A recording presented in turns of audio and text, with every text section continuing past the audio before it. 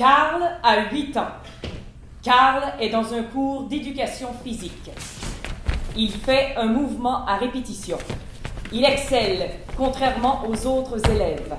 Il s'en va rejoindre ses parents.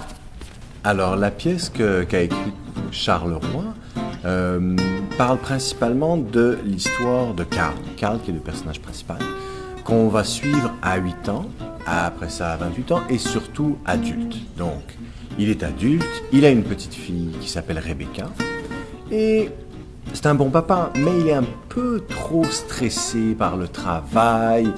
Il répond à son cellulaire tout le temps, il n'a plus le temps de jouer, il a des conflits avec la mère de Rebecca, ce qui fait qu'ils n'ont plus beaucoup le temps de s'amuser. Rebecca, elle, a 2 amis imaginaires qui sont super. Elle en a 3 en fait. Il y en a un qui parle moins, mais elle en a 3. Sergent d'Arbelé. La Terre se transformera en gros monstre gluant et elle explosera. Le soleil, l'univers exploseront et comble de tout. Il y aura des lapins. Non, un régiment, une armada de lapins. Pire, on se transformera tous en lapins. Non. Mathurin, qui est un ami beaucoup plus, je dirais un mélange entre un fermier et un Pierrot avec des cheveux piqués sur la tête, en tout cas. Une version personnelle d'un ami imaginaire très sympathique. Rebecca, calme-toi!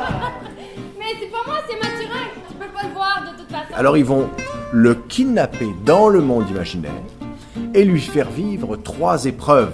Vous allez me faire croire que vous êtes les amis imaginaires de ma fille. Ça marche pas. Fais la poule. Hein? Fais la poule.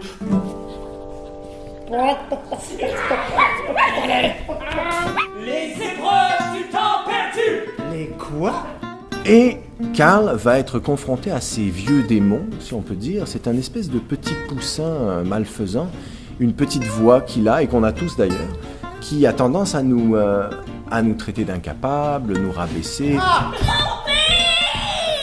Mon plan a fonctionné, tu es tombé directement dans mon piège. Mais on va voir que Karl va réussir à contenir cette petite voix, s'appuyer sur les moments forts de sa vie, les moments où il a été courageux, brillant, intelligent, gentil, et il va remonter son estime de soi. Et quand la pièce termine, évidemment, on retrouve Rebecca avec son papa, et son papa a nettement changé. C'est toujours le même papa, mais il s'est détendu, il s'occupe mieux de sa fille, et tout de suite, Rebecca va mieux. Voilà, alors à la fin, tout est bien qui finit bien, mais le petit poussin ne disparaît jamais complètement. Il faut juste s'assurer qu'il reste petit. Voilà. Ce que Praskovia a fait est presque inhumain. En effet, il est beaucoup plus facile de retirer le diachylon d'un coup plutôt que de l'enlever tranquillement.